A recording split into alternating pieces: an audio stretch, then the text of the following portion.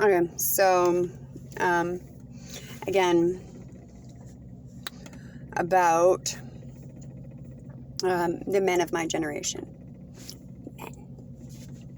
Now, I don't know about a lot of you, but the original basis of America was based on the ways of the family by the Penobscots and our fellow sister tribes, Wabanakis, like all the Wabanakis, which it's not Abenaki, it's Wabanaki. So please stop changing that, as well as Penobscot means the river people. So please stop changing that. Rewriting history is really fucking up the now and the future. For everybody. Pretending to be people taking credit for shit is not okay. Like, it's not okay with me. I grew up, like, yeah, I was raised by my mom and dad. I lived with my mom and dad. But they'd always group. But when I was a little girl,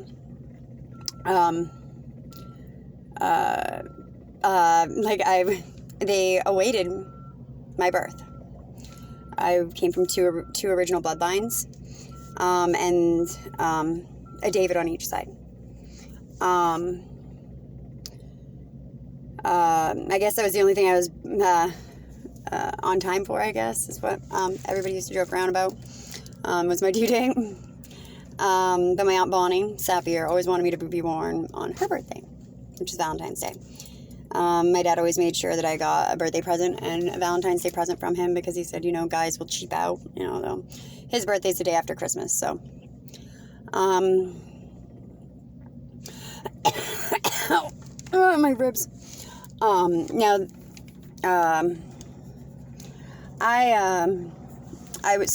was pretty much, when we bought the house, or bought with the option to rent with the option to buy or whatever, Memorial Drive, which that's kind of why, this district attorney can't be a district attorney that has anything to do with me.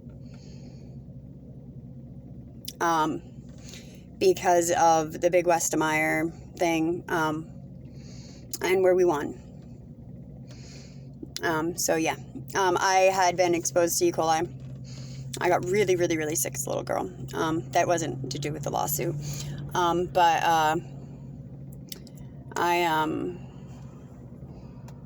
was my uncles, my great uncle, Sammy Sapiel, and my uncles.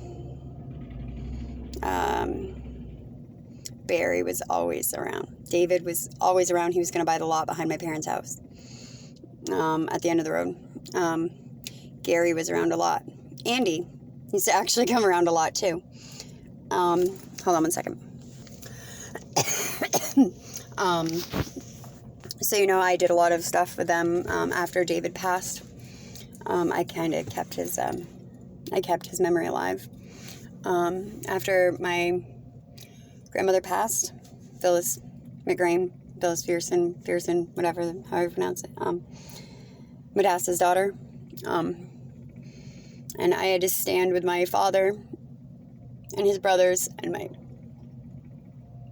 my great uncle Sammy and watch them take her off life support as a little girl. Everything that I did, I would never suggest to do for any other child, ever, but it was different with me. Nobody should ever do that. But for me, it had to be done. And they would never ask me to do that. Like, it was known it had to be done. Like, it just had to be done.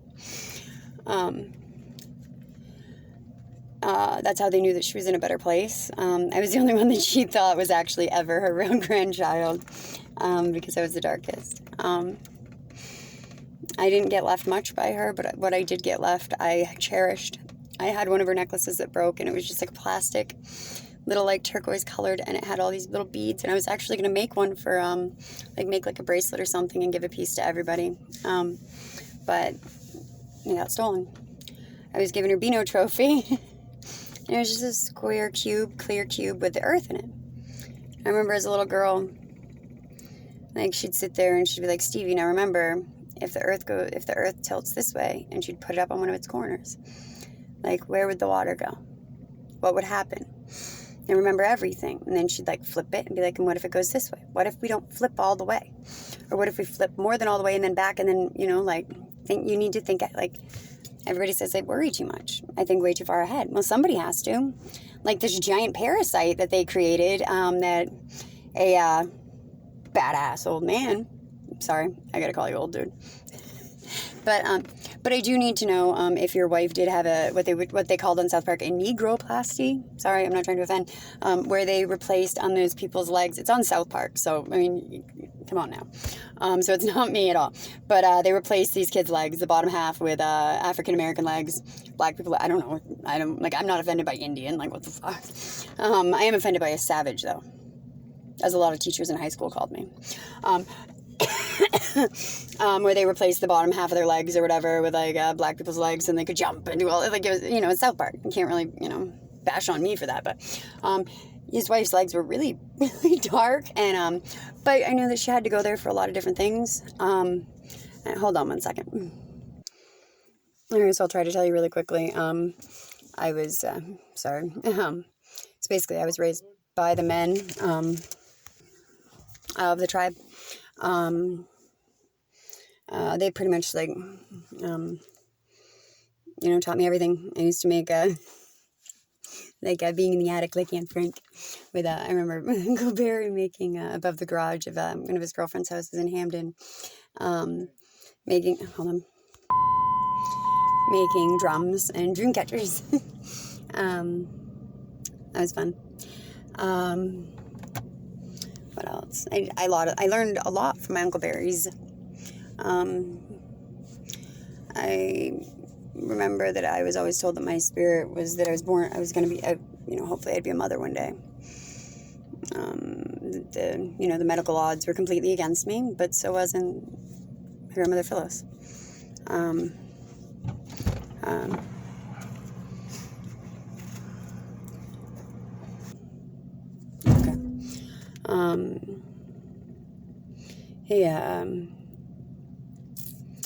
remember where it was, but so yeah, I learned a lot between them and my mother's side of the family, my uncle James Sapir. I learned politics. I learned nature. I learned about the future. I learned about technology. I learned about fishing. I learned about hunting. I learned about trapping. I learned about tracking. I learned about shelters. I learned about fires. I learned about so many different things. Like, I remember I taught Nick, I had to teach Nick, I actually taught Nick about how you don't actually have a fire in a teepee. I was like, Barry, like, you didn't even teach him that? Like, really? Because of the carbon monoxide. You have teepee rocks. That's why I had one of the two that my family had always held on to. They're like roundish oval river rocks. You actually put them in the fire, and then you put them on a piece of leather, and you carry them into the teepee, kind of like a sweat lodge, like a sauna type deal. And that will give you your warmth for the night.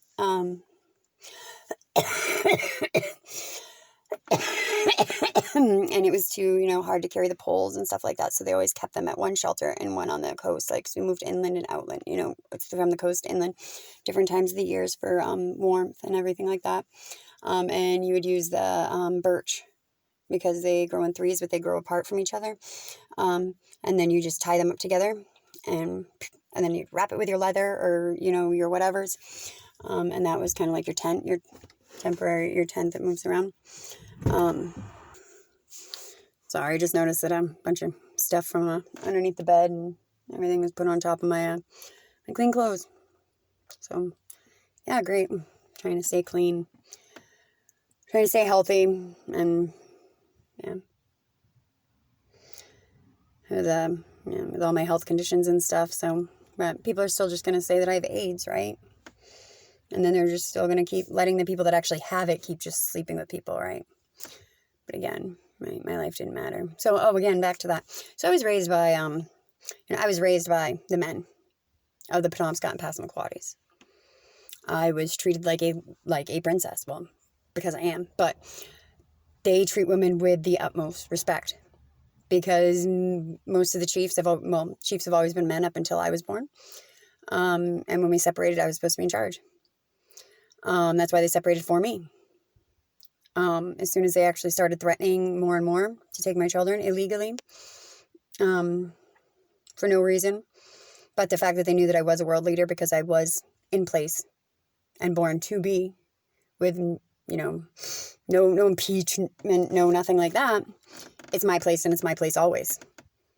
Whether I did go fucking crazy or not, which I did not. Because where are my children? Are they all alive? Because if you guys keep telling people you went down there and told my parents in front of me and all their neighbors that I was a schizophrenic and listed off my sister's medications and her diagnoses. The sister that really tried to kill me and kidnap my children, and you guys still think this is so funny. Meaning that who did you give my children to? Because I did find that information in her apartment, and she said it was evidence. And the thing is that she thinks that she deserves some of my children because she didn't have children. See, that's her thing. She feels entitled to what's mine. She feels that if my parents buy my son or my nephew a gift, well, where's mine? I deserve something of equal value. Like, no, you fucking don't. That's their grandchildren. Like, oh, well, Naomi and Stevie saved the money. Well, no, because I wouldn't go buy my son something that expensive for no fucking reason. Like, there's a difference between parenting and being able to spoil grandchildren. Like, my parents have not been able to do that anymore. They've had that taken away from them. They have had so much taken away from them, and I get blamed. When really it was, there's such precious JoJo and Will and Melanie and Naomi that friggin', and my mom and my dad know that if Naomi or Melanie have anything to do with it, then it is fucking serious. But, the fact that Chris Vanoff has actually been friends with and hanging out with Melanie and her friends, and his friends, in fact, with Naomi, Chris, Smith, Brenda, Slade's girlfriend, all them, doesn't faze them, right? He's still God's gift to women. So much so that my entire family has stuck up for the man who has beaten me. And if this is about me lying on the police report, I didn't lie on the police report. He did bump me. But I even stated in it that I was terrified from PTSD from when he beat the fucking shit out of me before. And the whole thing was we were trying to figure out which person did it. Because you guys keep calling me crazy, but they have different socials.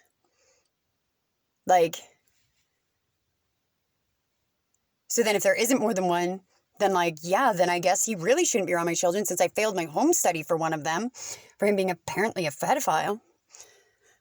But those charges were removed, but they could be used against me, my children. But my charges can't be, those can be used against me too, even though they were removed. They're all just used to hurt me and my children.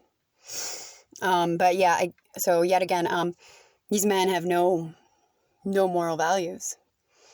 And again, the other part is that, so I'll make a shorter one about, and I'll post this, but then, so basically, my boyfriend of 10 years, my, fiance, the love of my life, actually, even though we're not together anymore, I'm not begging for him to be my boyfriend again. I'm not doing anything like that, but he is the love of my life. And I'm pretty sure everybody that knows us can vouch for that. John Thomas have Jay have, the Marine. Now, just as everybody else, everybody else used to stick up for me. Nobody would let anybody treat me poorly. Nobody would let anybody talk bad to me.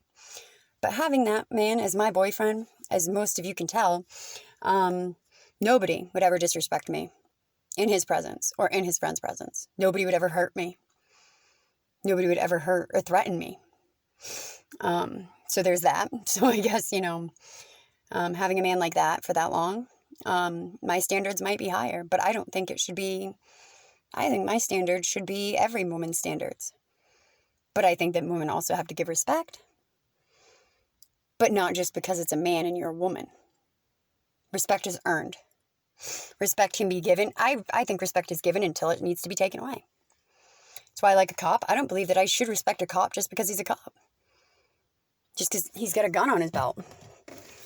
I think a cop should have to do his fucking job.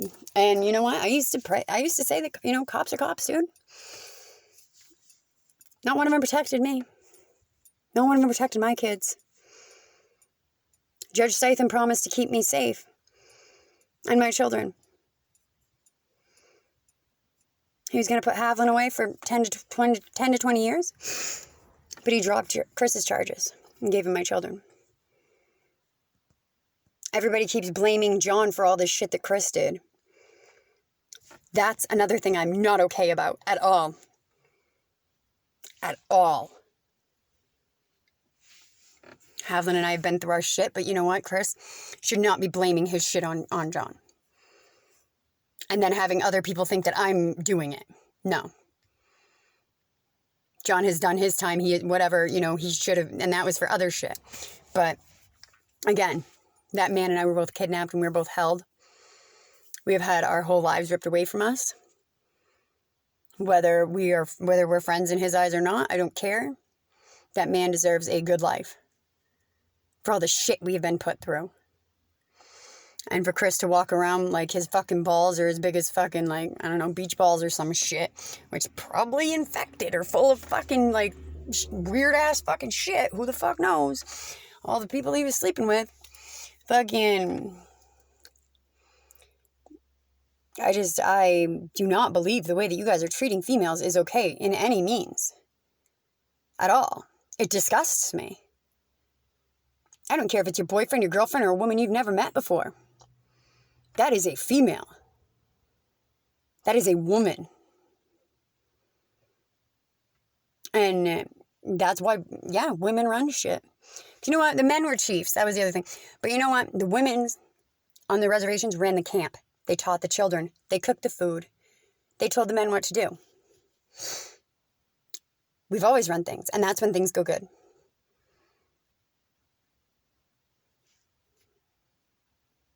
But when somebody who isn't raised like that, who doesn't know jack shit, wants to take that person's place, that's a fucking problem. Nobody knows more about that fucking reservation or those people or our history than me. At all. And now there's apparently some law that no Native woman can have a fucking property unless she's married.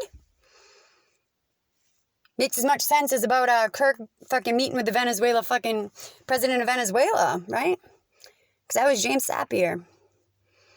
But then again, he got his assault charges dismissed, right?